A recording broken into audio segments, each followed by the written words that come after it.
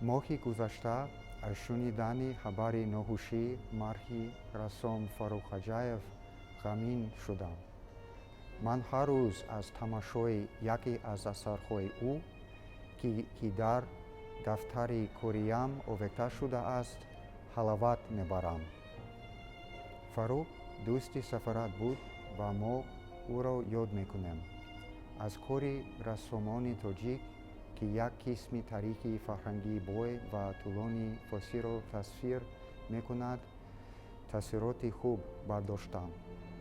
ман аз санъати Фаррух ва дӯстии ӯ бо Сафорат сипосгузорам ва мехоҳам бори дигар ҳамдардии худро ба оилаи ӯ ва аҳли санъати тоҷик ки рассоми воқеан боистеъдодро аз даст додаанд баён намоям.